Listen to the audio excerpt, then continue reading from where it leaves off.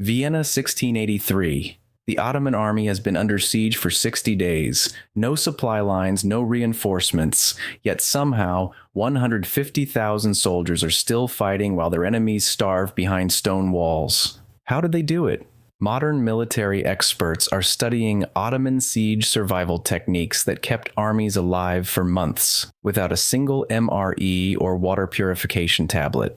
These weren't just warriors, they were survival masters who turned warfare into a science of endurance. What you're about to discover isn't just military history. These are battle-tested survival methods that modern special forces wish they knew. From turning siege camps into self-sustaining cities to creating weapons from battlefield debris, Ottoman soldiers mastered techniques that could keep you alive when every modern system fails. And by the end of this video, you'll understand why Ottoman armies never feared long campaigns while their enemies prayed for quick victories. When Ottoman armies set up siege camps, they weren't just pitching tents. They were constructing temporary cities designed to outlast any defense. Modern military logistics experts study these camps because they achieve something our armies struggle with today: complete self-sufficiency in hostile territory. The foundation was the Tatar system, not random tent placement, but engineered neighborhoods. Ottoman engineers surveyed terrain like modern city planners, identifying water sources, wind patterns, and defensive positions. Each regiment occupied designated sectors with specific functions.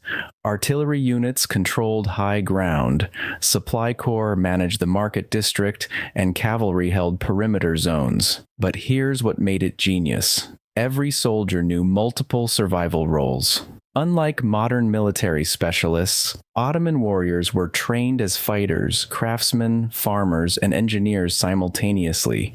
When siege duty lasted months, this cross-training became essential survival knowledge. The camp layout followed precise mathematics. Streets ran in grids allowing rapid troop movement and efficient supply distribution. Central areas housed workshops where soldiers manufactured everything from arrows to cooking pots using local materials. Outer rings contained livestock pens, vegetable gardens, and defensive earthworks. Water management systems rivaled Roman engineering. Ottoman camps featured elaborate aqueduct networks, underground cisterns, and purification stations. Soldiers could access clean water even when enemies poisoned local sources. These weren't temporary solutions. Archaeological evidence shows Ottoman siege camps with sophisticated drainage systems that prevented disease and maintained hygiene for months. The most impressive aspect was waste management. Nothing was discarded. Human waste became fertilizer for camp gardens. Food scraps fed livestock or composted into soil amendments. Even broken equipment was recycled into new tools or building materials. This closed-loop system meant Ottoman armies generated almost no waste while maintaining large populations in confined spaces. Modern military bases with advanced technology struggled to achieve the efficiency Ottoman camps accomplished with 16th century knowledge. The secret wasn't superior materials, it was superior systems thinking. While besieged cities rationed dwindling supplies, Ottoman armies were expanding their food sources through sophisticated foraging networks that modern survival experts are still trying to understand. Ottoman soldiers weren't casual foragers. They were trained botanists who could identify hundreds of edible plants across diverse ecosystems. Training began in childhood for Janissary recruits, who memorized regional flora and learned seasonal harvesting techniques. By deployment age, every soldier could sustain himself using wild resources that untrained eyes would never recognize. The foraging system operated on scientific principles. Advanced scouts mapped vegetation zones around siege sites, identifying medicinal plants, edible roots, and seasonal fruiting trees. This intelligence created detailed botanical maps that guided foraging expeditions throughout long campaigns. Teams operated in specialized roles. Root specialists dug tubers and buried nutrients. Tree experts harvested nuts and fruits. Herbalists collected medicinal plants, and water specialists located clean sources and edible aquatic plants. Each team understood sustainable harvesting, never depleting resources that would be needed weeks later. Ottoman armies also mastered protein acquisition through innovative hunting and fishing techniques. They constructed fish traps from battlefield debris, fashioned bird snares using enemy arrows, and created hunting nets from tent materials. Unlike modern hunters dependent on manufactured equipment, Ottoman soldiers could create effective tools from any available materials. The genius was in processing and preservation. Mobile kitchens featured smokehouses, drying racks, and fermentation vessels that transformed perishable wild foods into stable rations. Soldiers knew which plants required cooking to remove toxins, which combinations prevented scurvy, and which preparations provided maximum calories for minimum weight. Even more impressive was their crop cultivation system. Long-term siege camps featured planted gardens using seeds carried from home regions. Soldiers cultivated fast-growing vegetables like radishes and lettuce that provided fresh nutrition within weeks. These weren't hobby gardens. They were calculated nutrition systems that supplemented foraged foods with essential vitamins and minerals. Ottoman nutritional knowledge was remarkably advanced. They understood vitamin deficiency diseases and created food combinations that prevented scurvy, pellagra, and other conditions that devastated European armies. Their fermented dairy products provided probiotics that maintained digestive health during stressful campaigns. The result was armies that grew stronger during long campaigns while their enemies weakened. Ottoman soldiers often gained weight during sieges because their food systems produced surplus calories from local resources. Water kills more armies than weapons. Ottoman engineers knew this and developed water management systems so advanced that modern military engineers study their techniques for contemporary applications. The foundation was source identification and assessment. Ottoman advanced teams included water specialists who could locate underground springs, evaluate contamination risks, and assess seasonal flow patterns. These weren't guesses. They used systematic testing methods to determine water quality and safety. Surface water required extensive treatment before consumption. Ottoman purification methods combined multiple filtration stages using materials available in any environment. Sand and charcoal filters removed particles and toxins, while specific mineral additions neutralized harmful bacteria. Clay vessels with precise pore sizes provided final filtration that produced remarkably clean water. But the real innovation was storage and distribution. Ottoman camps featured underground cistern networks that maintained water temperature and prevented contamination. These systems included aeration channels that kept stored water fresh for months, and distribution pipes that delivered clean water throughout camp areas. Water recycling was sophisticated beyond anything attempted by contemporary armies. Gray water from cooking and washing was filtered and reused for irrigation and cleaning. Black water was processed through composting systems that eliminated pathogens while producing useful fertilizer. Even rainwater was captured through engineered collection systems that maximized yield from brief storms. Ottoman soldiers carried personal water purification systems that modern hikers would recognize. Portable filters using cloth, charcoal, and mineral combinations could treat questionable water sources during patrols or foraging expeditions. Every soldier knew multiple purification techniques that worked without manufactured equipment. Emergency water location was critical knowledge during mobile campaigns. Ottoman soldiers could find water in desert environments, extract moisture from plants, and locate underground sources using natural indicators. They understood which insects and animals led to water sources and which geological formations indicated underground streams. The most impressive capability was water preservation during transport. Ottoman armies could move across waterless terrain for days using specially designed containers that minimized evaporation and prevented contamination.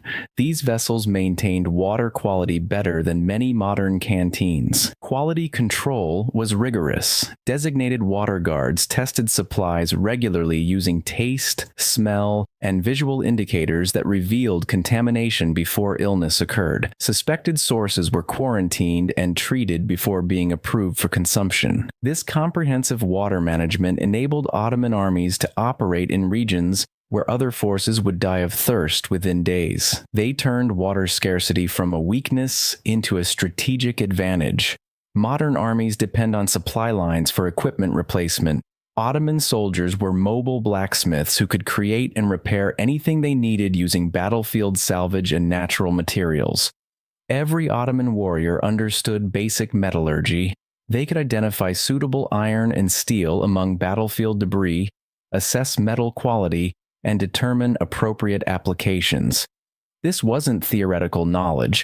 Soldiers regularly reforged broken weapons into new tools, converted cooking pots into armor pieces, and transformed farm implements into effective weapons. The mobile workshop system was ingenious. Ottoman camps featured portable forges that could be assembled quickly using local stones and salvaged metal. These forges reached temperatures sufficient for serious metalwork using charcoal produced from local wood sources. Bellows systems created from leather and wood provided necessary airflow for hot fires. Tool creation followed systematic methods that maximized utility while minimizing material waste. A broken sword became knife blades, arrow points, and cutting tools. Damaged armor provided material for cooking pots, horseshoes, and tent hardware. Even small metal fragments were incorporated into composite tools that served multiple functions. Weapon maintenance was essential survival knowledge. Ottoman soldiers could sharpen blades using natural whetstones, repair damaged hafts with available wood, and restore protective equipment using leather and textile techniques. They understood which repairs were temporary field expedients and which provided permanent solutions. The innovation extended to non-metal tools. Ottoman soldiers created remarkably effective implements using wood, bone, leather, and stone. They could carve complex tools like pulleys and gears, construct sophisticated traps and snares, and fashion precision instruments for navigation and measurement. Composite construction techniques produced tools superior to single material alternatives. Ottoman craftsmen combined materials to create implements with optimal strength, flexibility, and durability characteristics. A typical Ottoman knife might feature a steel cutting edge, iron spine, wooden handle, and leather grip wrap. Each material chosen for specific performance requirements. Quality control was rigorous. Soldiers tested tools under combat conditions and modified designs based on performance feedback. This continuous improvement process refined tool designs across generations of warfare experience. The most remarkable aspect was innovation under pressure. Ottoman soldiers could improvise solutions to unexpected problems using whatever materials were available. Siege equipment broke down. They'd build replacements using enemy fortification materials. Weapons were lost. They'd create new ones from kitchen implements and tent hardware. This comprehensive technical knowledge made Ottoman armies extraordinarily resilient. They could operate indefinitely without external supply while maintaining full combat effectiveness. Ottoman siege camps weren't collections of basic tents. They were engineered communities with sophisticated shelter systems that provided comfort and protection in any climate. The foundation was modular tent technology that modern outdoor gear manufacturers study for design inspiration. Ottoman tents featured interchangeable components that could be reconfigured for different weather conditions, terrain types, and tactical situations. A basic shelter could become a winter fortress or summer pavilion using the same core materials. Insulation systems were remarkably advanced. Ottoman tents used multiple layer construction with air gaps that provided thermal regulation without excessive weight. Felt linings created warm air pockets during cold weather, while removable panels allowed ventilation during hot conditions. Ground insulation used natural materials that prevented heat loss through contact with cold earth. But the real innovation was environmental adaptation. Ottoman shelters could be modified for desert heat, mountain cold, swamp humidity, or coastal storms using techniques that worked with available local materials.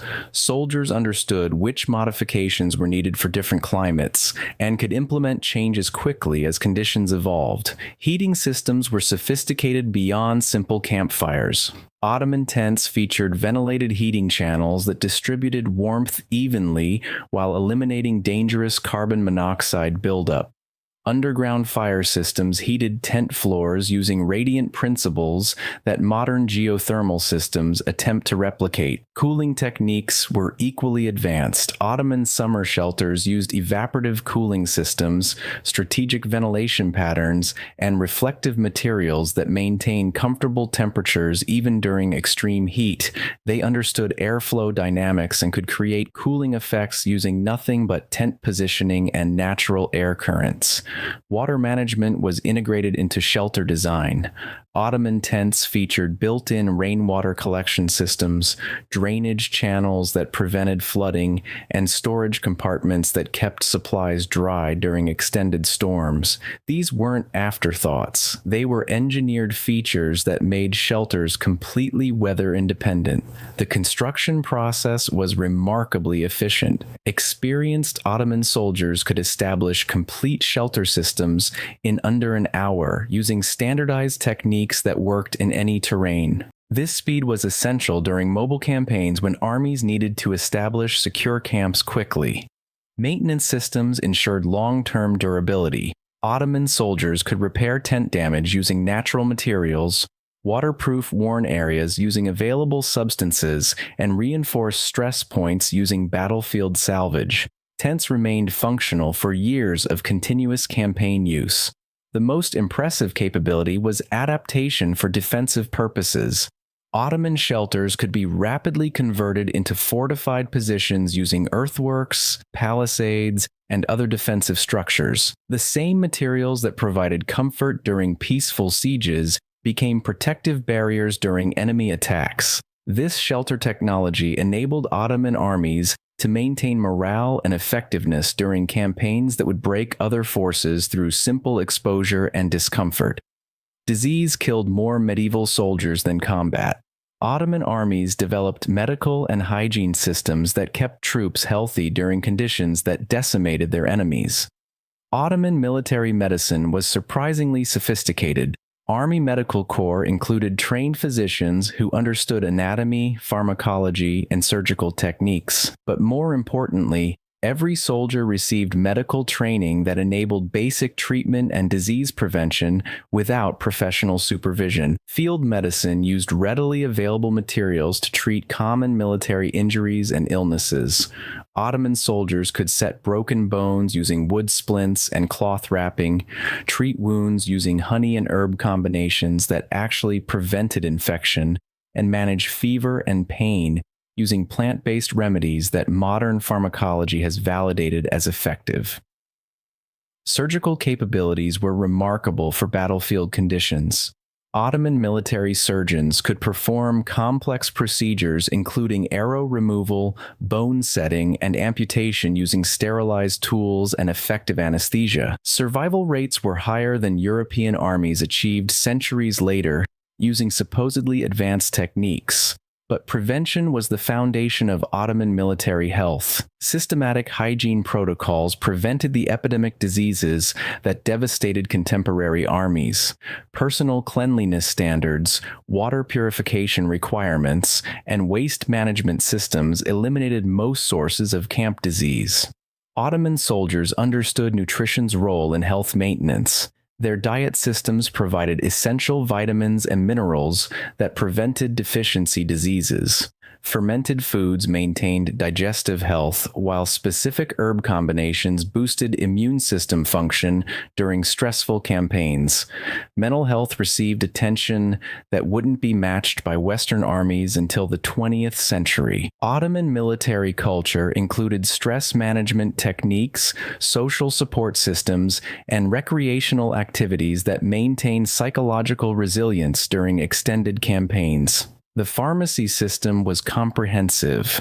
Ottoman armies carried medicinal plant collections that could treat virtually any common ailment.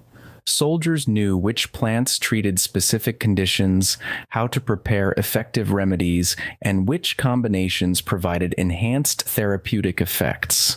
Quality control ensured medication safety and effectiveness. Designated medical specialists tested plant preparations, monitored treatment outcomes, and refined therapeutic protocols based on observed results. This empirical approach produced remarkably effective treatments using only natural materials.